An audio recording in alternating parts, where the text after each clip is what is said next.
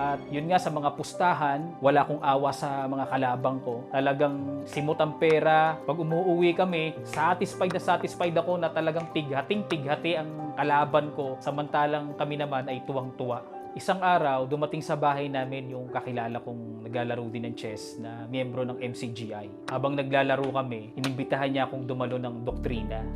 Ay, sa Lunes may doktrina, sama ka. Pero sa loob ko, tinatawanan ko lang. Pero sa isang banda, nakita ko yung pagbabago sa kanya eh. Dati siyang naninigarilyo, nag-iinom, palamura, aba nawala.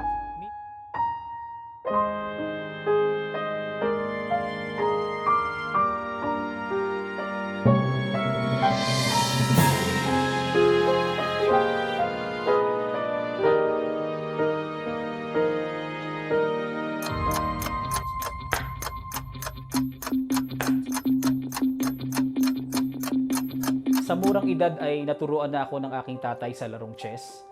Nung una ay laro-laro lang sa loob ng bahay, pero nung nakitaan daw ako ng potensyal, ay sinuportahan ako, nag-undergo trainings ako, hanggang sa umabot sa point na dumadayo na kami ng mga pustahan. Pag may mga tournament, sumasali kami. Doon ko na rin nakilala ang aking asawa dahil siya ay chess varsity rin. At yun nga, sa mga pustahan, wala akong awa sa mga kalabang ko. Talagang simot ang pera. Pag umuwi kami, satisfied ako na talagang tighati ang kalaban ko. Samantalang kami naman ay tuwang-tuwa. Isang araw, dumating sa bahay namin yung kakilala kong naglalaro din ng chess na miyembro ng MCGI. Habang naglalaro kami, inimbitahan niya akong dumalo ng doktrina. Ay, sa Lunes may doktrina, sama ka. Pero sa loob ko, tinatawanan ko lang. Pero sa isang banda, nakita ko yung pagbabago sa kanya eh. Dati siyang naninigarilyo, nag-iinom, palamura, aba nawala.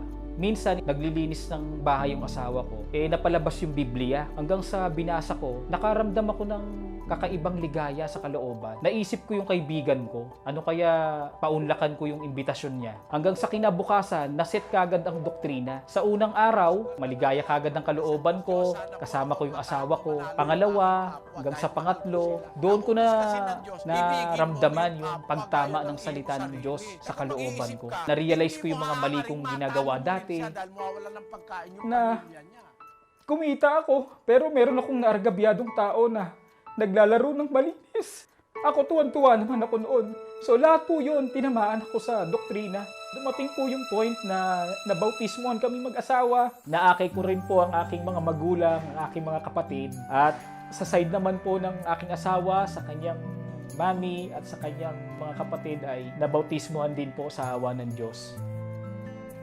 Nung kaanib na po kami, yung pagdating sa mga crucial championship tournaments na dating kinakausap sa mga hulugan or bentahan ng laro, tinatanggihan ko na po. Dumating po sa point na kahit natalo ako, wala akong naging premyo, pero masaya ako dahil malinis naman ang naging laban. At pag niyayaya kami ng boss namin na pag may okasyon, laging may inuman, kung ano-ano rin pong dahilan ng ginagawa ko, tumatanggi na ako eh. Kaya doon ko po naisip yung isinir ni Kuya na I'd rather lose my job than to lose my God and my faith.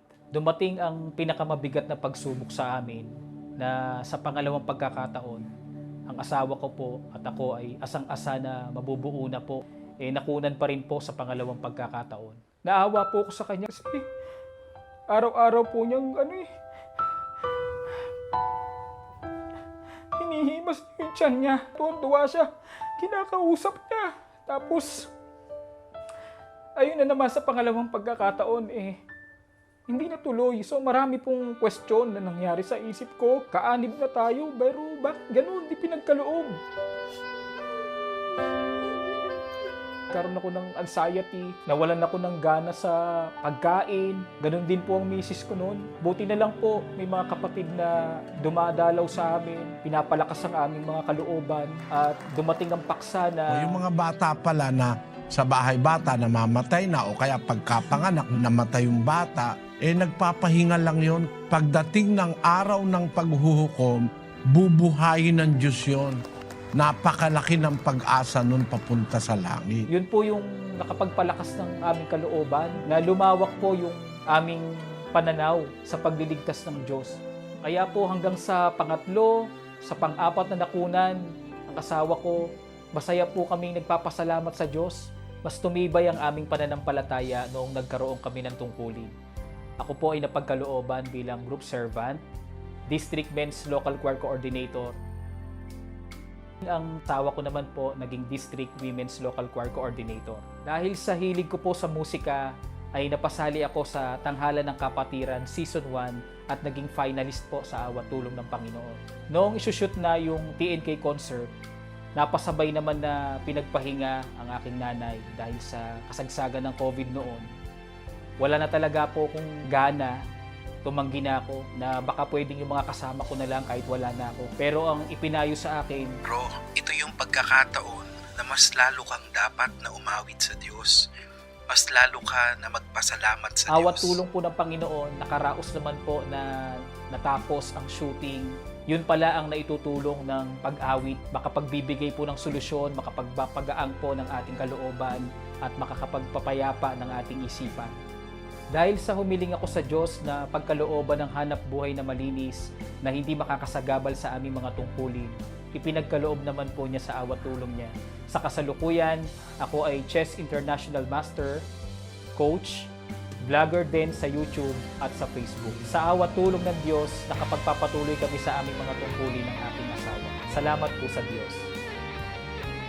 Ako po si kapatid na Roderick Nava at ito ang istorya ng aking pananampalataya.